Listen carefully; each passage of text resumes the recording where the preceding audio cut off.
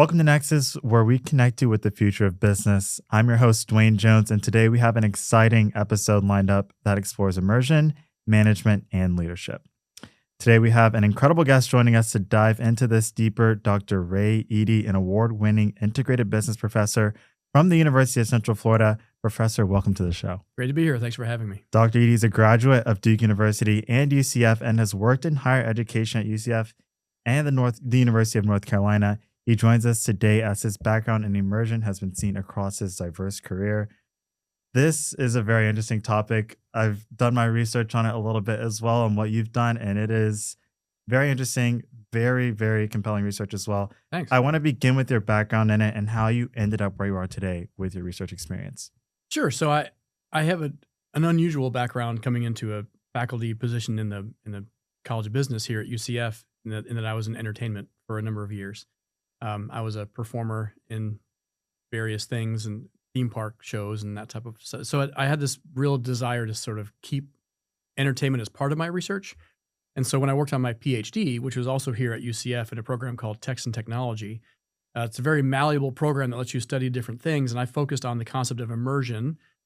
That's where this all began, because I thought immersion in entertainment is a really great concept to look into. So recognizing that term itself was so relevant to my passion of entertainment, and also was relevant to academia and research, put them together and thought, how does immersion affect someone's experience? So it was my career that got me into the research portion of my previous career, into my current career.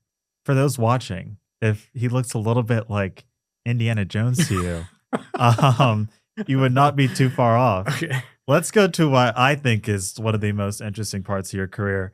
You were a stuntman in movies, TV shows. You were Indiana Jones at Walt Disney World for 8 years.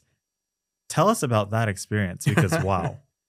I will not lie. That was the coolest job I've ever had. I love my job teaching. I'm very happy here.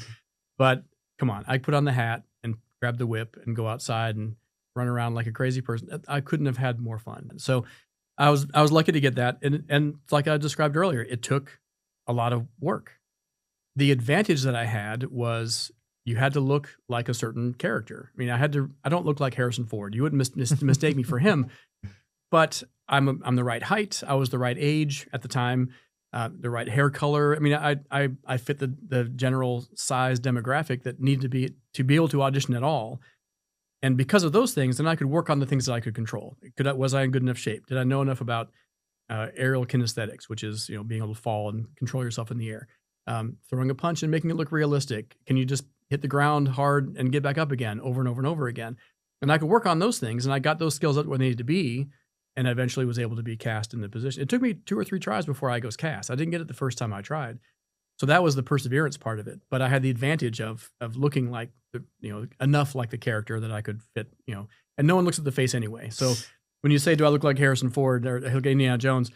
We all look the same when you put the hat on, as long as you kind of look like the general, whatever this is. So, and because I can definitely speak to that, because I'd have guests at the show who would see me in the show and autographs, whatever, then I'd see them later in the park walking around and they wouldn't recognize me. Yeah. They'd spend time with me and they still wouldn't, because without the hat, all the context is gone. Yeah.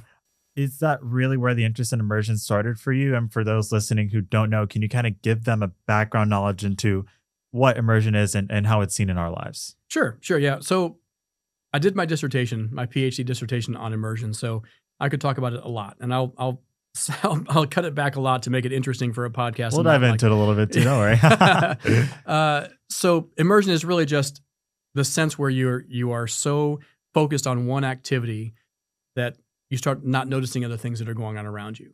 And maybe time goes by really fast. It's called time slippage, where you think you're playing a video game for an hour and you look at your clock and, oh my gosh, it's been 5 hours. I had no idea, because you're so immersed. It's just your mind is so focused on something and distractions are cut out. Time goes by quickly. And you can also just sort of become better at things too, because you're so focused on them. And I thought that was just a neat way to look at entertainment, because especially from the film side, if I watch a film in a theater, I really allow myself to get the music is so loud and all you have is the picture and it's dark and quiet, hopefully. But then there are distractions. Someone's phone rings or someone talks or something. Like, I want to stay immersed in my film experience. So that'd be a really interesting way to study, like, what makes it more immersive, what makes an experience more immersive, and how do people enjoy that experience? And so I did a lot of research into seeing how can I make this into a dissertation, and discovered there's a lot more research actually about immersion in video games than in other types of than in film. So I ended up changing my focus into immersion in video games, which was fine. I got to play a bunch of video games and sort of measured how immersed people were in that game and then how that affected their experience. Did they like being immersed? Would they rather just be casuals? Because that's the whole what it all comes down to is if you really want to be immersed in something, you can change the criteria that are around you to make it a more immersive experience.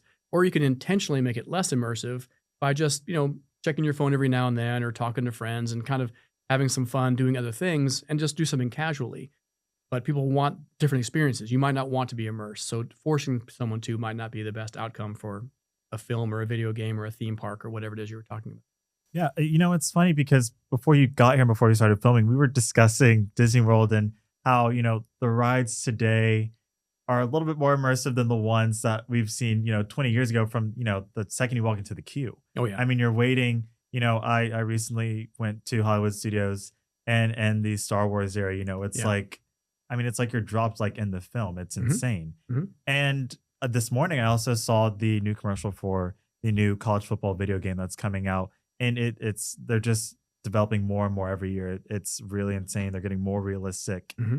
Tell us more about the research you've done with the video games. I think that's a really interesting topic. Sure. So when you do a dissertation, you end up reading, quote unquote, all the literature. So you try to read everything that's been written about it so far. And a couple things I learned about it were, the first thing I learned is the definitions for immersion were created several decades ago. And I think the technology has, as you just mentioned, has advanced so much that the conceptualization of immersion itself has changed, but the definitions may not have as much. So for my dissertation, I sort of changed the definition a bit to sort of make it more modern. For example, an old version of the definition would say, when they're taking a survey to see how immersed you were, a question might be, do you feel so immersed that you don't hear the phone ring? Now, in the 90s or 80s, when that was written, that meant the phone that's ringing on the wall in the next room over, because that's what the phone was. And that doesn't mean the same thing today. Obviously, it's a pervasive part of our existence right now. And ignoring your phone is very difficult to do because it is so part of who we are in our everyday lives. So I don't think that's a relevant way to ask that question any longer. So then I looked more about, in my discussions and conversations with people who took my surveys, I said, well, if your phone goes off and you hear it, does that break your immersion? Well, yes, it does, because you start focusing on something else. So some people would say, I would have, on purpose, turn the ringer off and turn it over so the lights would be off and it wouldn't distract me. So now it's intentional immersion versus, call it incidental immersion, which just happens kind of on its own. But I'm actually I would put on headphones, pull down the shades, turn off the lights, turn off my phone, and now I'm going to stay immersed because I'm forcing it to happen. Versus the other side of that, which is, in my video game, I want to be able to, if my friend calls me, I want to check what's going on. Or during my survey, it was not that long from COVID. We're like, I want to hear the alerts, what's happening with the world and the universe right now. Or examples of someone was a volunteer firefighter. They couldn't be immersed in the game. They had to be able to jump out instantly if their pager or beeper or phone went off at the time, because they had to respond to an emergency. The last one would be someone's watching a child who's sleeping, taking a nap. Well, you can't put on the headphones. You have to be able to hear when the kid wakes up. You have to be able to hear that. So it really became a change in the idea of approaching the video game experience to, do you force yourself into it, or do you force yourself out of it? Or does it just kind of happen organically? And how much effort do you put into that sort of thing? And then that expanded, last thing I'll say is expanded into an experience at a theme park. If you really want to go hardcore into a theme park immersion experience, you can do that. And you mentioned the Star Wars, Galaxy's Edge at Hollywood Studios is a great example of that. The first one that was super immersive really was Wizarding World of Harry Potter at Universal Studios. People show up wearing the robes and the wands, and they're casting spells and drinking butterbeer, and they're in character like they're in the actual films or the books that they love so much. Same thing with Star Wars or Toy Story or Avatar. I mean, Avatar doesn't have as many people dressing in character, but that's a whole different conversation. Anyway, what that comes down to is how much effort they put in. And some people just want to go and ride some fun rides and take pictures and drink a real beer instead of a butter beer. And then they want to, just talk to their friends all day and not be immersed. Don't bother me with this immersion stuff. I just want to have fun and relax. So that it really kind of expanded. The research kind of fed itself as it went. You Did bring I up a I hope I totally answered your different question. view. Yeah, no, of course. I mean, it's a totally different viewpoint because, now looking at it, you can kind of understand the levels of how people are more immersed into, I guess, the area, like you said. But I mean, it kind of leads to my next question, and you kind of answered a little bit. What is it that makes things more immersive, and how does this affect the user and the worker? Right. So the more senses you can have involved, the more immersive it becomes. That's a pretty easy way to look at getting it. So, Okay. which is why theme parks tend to be the most immersive experiences you can have because you have sight, sound, touch, taste, and smell. Every single one of those can be part of your experience if you want. A video game, sight and sound. Yeah. I mean, you might have a haptic controller, which is it'll vibrate, or if it's virtual reality, you might Mhm. have haptic gloves that you can it'll feel things. That's like it gives you a sensory feel back, touch back on that. Not that many of electronic experiences have scent or taste involved, so it's not quite the same. Maybe someday we will. In fact, let's take a flashback in the past. There was a film, 3D film, very immersive, which you're wearing these glasses. They had a thing called smell-o-vision, which was Huh. way back in the decades and decades ago, and it didn't last very long because not every smell is great, and if it Yeah. doesn't work perfectly, but even in between those two things, there are still movie experiences in a theme park context where you feel like you're moving. It's the like Soarin' at Epcot Yeah. where you feel like you're flying. Yeah. And then they also put scent. They'll blow scent in to match the orange groves. You smell the orange, or even something like Disney's PhilharMagic, where there's an apple pie goes by. A pie is it apple, cherry, whatever. A Yeah. pie goes by and you smell pie. So they put smell in there, but they also spritz water in your face Yeah. when you're going over some water. And some people will find that disconcerting and less pleasant. And some people find it fun, the fun part of the experience. So you can become very tangible and tactile. And that if you enjoy that and really allow yourself to absorb your full attention on that experience, then it will naturally become much more immersive. And video games as well. If you're able to close everything else out, even if it's just the sight and the sound, you can be so focused on that game that you're really finding yourself connecting to the characters and the story. And that brings up the last piece, which I think is to your question of what makes things more immersive. Besides the sensory aspect of it, a really strong narrative has been shown in studies to be a big part of is it immersive. Do I care about the characters?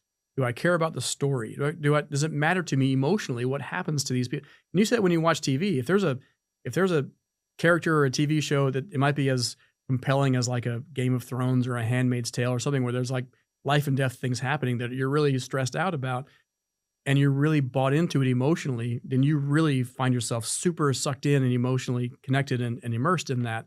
Whereas if you're just kind of maybe watching a sitcom or having some fun and relaxing, you're going to eat some popcorn, have a drink, eat some food and relax and talk on your phone while you're watching TV. You're not nearly as immersed because maybe the narrative isn't really driving it as much. It's just kind of having some casual fun. Let me ask you this. I mean, you kind of brought up the certain things they'll use at rides to make things more immersive. Mhm. Are there sort of levels to this that designers and engineers will look at from, something as simple as like a 3D or 4D movie to something like a simulation almost Mhm. and something in that range? Are there levels that people look at to make things more immersive essentially? Yeah. And part of it with anything is going to be cost. How Yeah, much money you want to put into it. of course. Because Yeah. the more levels you add, the more it costs. And will there be financial buyback for that? Because you mentioned also how immersion in business and work too. There's a business aspect to everything. So that's one piece of it too. But if you decide that you want to give a user an experience that is much more intense and you have the ability and the finances to make that happen, then you can. And then you become something like, an example I'll give is Mission Space, Yep. which is where you feel like you're taking off in the space shuttle. And it's very intense and very immersive. And if you can't handle that kind of intensity, then you might have a bad reaction to that. You might feel nauseous. You might actually literally get sick. And many guests have. In fact, they tested that. I'll say tested. They ran a soft opening with employees, the cast members, to test it out before they opened up to the general public. And large portion of the people involved were getting sick when they walked off. It was unpleasant to be around there. And so they dialed it back a little bit. They gave some better instructions. Make sure you keep your eyes straight ahead. Don't look side to side because that makes you get more nauseous. They put fans in to keep people cooler because that extra heat made people get more nauseous. So they found ways to make it less unpleasant if you didn't like that type of thing. And then they also have a backup plan, which I said before. Do you want to be immersed or not? you want to see what's happening, but you don't want to feel that kind of centrifugal force pushing you back, then you can watch it in a stationary seat and just watch the video playback and not have to force yourself into something you might not enjoy. So I think what I come to in all this whole thing is if you allow the user to choose their experience, what level of immersion they want, then they'll be much happier because they can go hardcore deep into it, or they can say, I just want to casually watch this and not get too involved and not get too stressed out. Let me ask you, with your expertise, what can we kind of expect in the future with this? I mean, what are some things coming down the pipeline that people aren't even thinking about and that are going to take things to another level when it comes to immersion? Well, not sure that people are thinking about, but what I can say, the easy answer that I'm sure anybody would say right now, it's all about AI. Of course, yeah. Everything on the planet right now is about artificial intelligence, and the fact that the technology has gotten so good with that you can have a conversation with an AI and it sounds like it's real, and then they can match the voice to match someone else's voice. You can feel like you're talking to Johnny Depp's character from Pirates of the Caribbean or James Earl Jones from Star Wars or somebody, and they're actually having a conversation with you. They're responding to your questions. That, I think, is what's going to happen more and more. And video games do a bit of that, but they tend to have programmed storylines, not as much responding to anything you say. You can choose option A, B, or C, and it'll go that direction. But more interactivity with artificial intelligence, I think, is going to be happening a lot more and more because the technology outside of AI has advanced so well. Video games, just every new iteration of a video game is just light years. Like you mentioned, Madden football, even right off the bat. Holy cow! I mean, look at that 10 years. Look at 2 years ago, completely and how much different. better. It's right. It's an amazingly different game. And then I want to play some flashback games from when I was a kid, like in the 80s, and like, wow, it was all just squares and pixels and blocks shooting at blocks, and it's just so funny how, but it is just launched into the stratosphere of what the technology can do. And then the last thing I'll say, physical technology of animatronics, for example, that used to be very clunky and just moving kind of very like two stiff motions. and just barely moving their head, and it looks very there's a term called the uncanny valley, where something looks almost human, but just enough less human to be really creepy. Yeah. And that kind of got there. Yeah. And now they gotten some animatronics that look like it's a real person. You think that actor is amazing. Oh, that's actually because they can move with They're so fluid. every finger, if you can gesture separately, and it looks so realistic. It's really fantastic. So we've covered how movies, video games, and theme parks drive immersion. Now we're kind of seeing how this is growing in the theme park world. We're seeing how they're having a large impact, especially with Epic Universe. You can see how Nintendo Land is its own like little world. Can you tell us how immersion is kind of controlling that area of theme parks and business wise, how that affects these theme parks and their growth? Yeah, oh, for sure. There's a whole area of study that relates to theme parks and entertainment like that. It's called locative storytelling, which just means telling a story through the location where you are physically. And that the biggest jump in that was Harry Potter. I mean, there's always been an area of, you go to Epcot, you're in another country, and you feel like these different places, but nothing was ever nearly as intense and immersive as Harry Potter. The Wizarding World of Harry Potter is what it's called. And that kind of set a new standard for what the expectation was. That IP, that film, intellectual property with those characters and that universe and the spells and everything was so well known, they wanted to make sure that it was authentic. And they went way above and beyond to make it be just so precise and beautiful. They did a great job with it. So it feels like every other park is now trying to sort of copy that MO and make it just as good and just as immersive. And so I think the next level that kind of matches that to a certain level is probably the Star Wars Galaxy's Edge at Disney's Hollywood Studios. They did some other ones as well. They did a Toy Story Land and Avatar, the Pandora, off the Pandora films. And I'm saying Avatar films, but anyway, it's taking something that the users of that franchise in a different context, whether it's film or you mentioned video games too, same thing. You can take that and then translate it into a physical environment that you can interact with in a lot of different ways. And like I mentioned before, it can be sound and touch and taste and smell and everything. It makes it a much more evocative experience.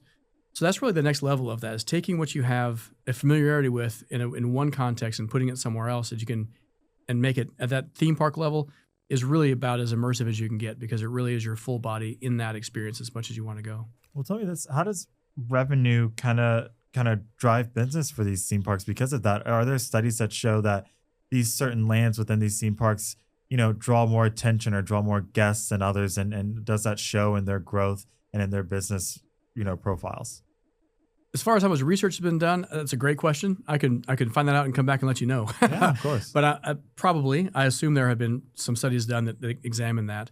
But there are certainly guests who go only because of that certain environment. Yeah. So if that environment weren't there, they wouldn't go. And even just as a personal experience I can share, when I first moved to Orlando back in 2001, Universal Studios at the time did not have the Harry Potter franchise yet. It wouldn't exist in the theme park world. And so the parks were pretty barren. Honestly, you could go to either one of those parks, Islands of Adventure or Universal Studios Florida, just about any day and kind of walk on to just about any ride at any time. It was great as a guest because you could have all the space to yourself, but it wasn't great as a business. Once they decided to take the plunge and put that investment into making the Harry Potter universe as great as it was going to be, their numbers have never been the same. They just skyrocketed. Now not only do they have more guests, but they're flush with cash. And another experience I had talking to a designer, in fact, it was a friend of mine who used to work with designing the haunted houses for Halloween Horror Nights. He said that every 6 months, something new, they'd have a new ride or a new show or a new roller coaster or a new something. And it's because they felt like they were just backing up, he joked, they're backing up semi trucks of cash and dumping it on them and saying, make something because they could. Mm-hmm. So that success fed other success in other areas. They could do more in Halloween. They could do more rides. They could do more shows. They could do more fun things for the guests to experience. So that initial investment, while it was really steep and therefore kind of a risk, absolutely paid off because of that. You'll go to Harry Potter for several hours or even a whole day, but the next day you want to go ride the roller coaster somewhere else and do some other activities. So the numbers keep on churning. And then more people go to Universal. They go more because they're in town for a week. If they're from out of town anyway, they'll go to Disney for a couple of days and vice versa. So if you love Star Wars, you go to Star Wars for a day or two, and then you can go back to Universal and see Harry Potter because it's there. So they're really, every business that invests and grows and is successful in that way helps every other aspect of their own business and even competing businesses in a way. They're all growing and supporting each other. Business-wise, in a more broader sense, I know you brought up kind of those movies and TV shows. Do you think these producers and creators are more incentivized now, knowing that they could possibly have these shows or movies themes in a theme park? And since that it kind of is your background as well too, do you think that kind of incentivizes them and helps growth in more than one way? I think it's very possible. I think, in my experience anyway, talking to writers and people who work in the creating ideas, their hope is always to write a script or write a book, and someone comes along and makes it into a movie, because that's where all of a sudden you get a lot more fame and a lot more money. That's sort of always been the hope. I think theme park revenue has also been seen as kind of ancillary. It's like the next level. If it's popular in the zeitgeist, right? If everyone's aware of it, everyone knows about Star Wars, everyone knows about Harry Potter, even if you don't love them, you're aware of them. And therefore, putting it in a theme park to experience it firsthand becomes the next, it's almost maybe the tertiary thing. It's the concept, and then, film or book/film or both, maybe a video game component off of that. Theme park seems to be the next level of that. So I'm not sure if anyone really does it with that in mind, of like, I want this to be a theme park attraction, but it certainly becomes the next phase of it if the movie franchise itself is successful enough that it could become that. Yeah, Definitely. Tell us how the future of this industry is kind of going to look theme park wise. I mean, now we're seeing the growth and, like I said, the new theme parks coming along with these new immersive worlds. How is Immersion really going to take over in the next maybe 10, 15 years down the line? And how are businesses going to, or how are these theme park businesses going to see that improve? The best part of it really is the technology. As the technology keeps improving, you can make things more immersive, so you can give people a more intense experience. And as I've alluded to, if they want it, if you give someone the option to have that immersive experience, they can, or they can just kind of passively enjoy it because they like the idea or just love being in a theme park generally. But allowing for a more intensive, more personalized experience is only going to make the guests feel more special. So when you have something like artificial intelligence that can interact with someone, and let's take it to where it logically goes. So something like the Magic Band process that Disney came up with, where you can use this wristband for, it's everything from your ticket in the park to your credit card paying for lunch to your room key and everything else. It could also be identifying what your interests are. You could sort of program in advance, say, I love Star Wars, I love Harry Potter, or whatever. Not that Harry Potter's at Disney, but not to mix up my metaphor here.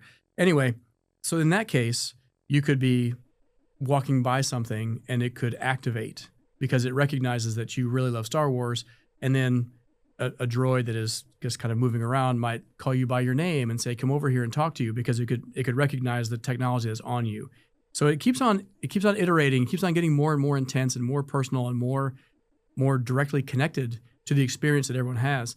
And if nothing else, children go nuts for that. Little kids think it's the greatest thing to sort of be recognized by someone famous. If it's even if it's animatronic, it doesn't matter. It's they're interacting and really having that experience one-on-one. How rapid do you see that growth coming though? Because like you said, when you were in the parks, it was still kind of becoming a thing. It's not really where it was today, obviously.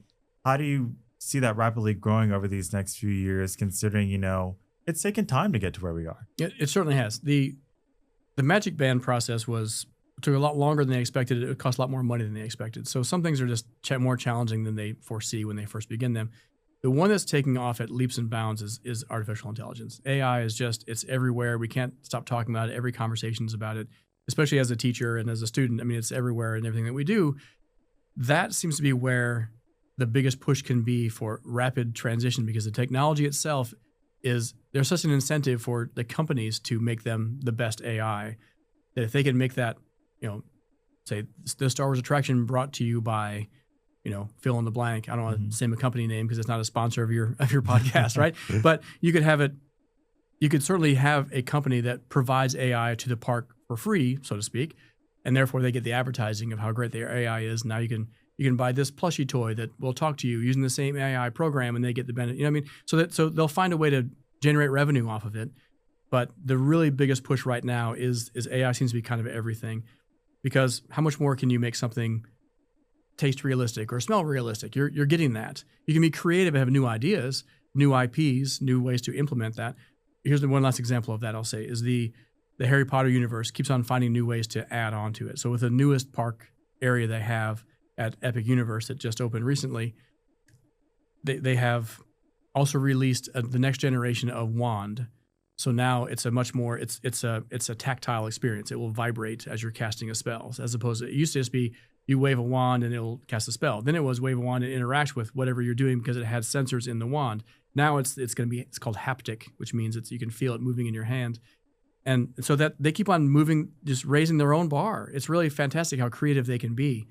So the only limitation is technology, and AI technology seems to be boundless because all the money in the world in research and development is going into AI development right now. Incredible. The crossover between business and immersion. Do you have any parting words, any final thoughts that you would like to share for our listeners? It is obviously my passion, but I don't want to impose that on like everyone loves it as much as I do, because it's just sort of my thing. But I really feel like the biggest part of it really is personalization. And if you allow someone to have as immersive an experience as they want to have, and it can be as in conversation with an animatronic character that talks back to you, or you can just sort of, ride the roller coaster and take pictures and have food. That's fine too. Whatever you want to have, the more personalized it can be, the better. And if you want to be more and more intense and more immersive and more involved, allowing that to happen gives more options for those who want that experience to go even deeper if they would like. So that's allowing it to really become a driver. I'd like to say it's immersion that really does that. It's really just what makes the best experience. And theme parks is clearly the crux of the immersive experience. It's the most. But that also applies to everything else we talked about. Like it applies to video games, and it applies to restaurants that have a theme. And even there are plenty of hotels that have themes everywhere. And anything else you want to make more immersive, the technology keeps on improving and advancing. And it's really exciting time to sort of be around and see it changing in real time. As I do research, new things keep on getting released. It changes me to explore more ideas and activities. Well said. Dr. Eddy, thank you so much for joining us. It was Thanks. a pleasure having you. Great to be here. Thanks for having me. Thank you for tuning into Nexus at UCF. If you enjoyed this episode, you can find more on your favorite podcast platforms. Make sure to follow us across social media at Nexus at UCF for behind the scenes and other exciting content. My name's Caroline, and I produced this episode. On behalf of the entire team, thank you for tuning into Nexus, where we connect you to the future of business.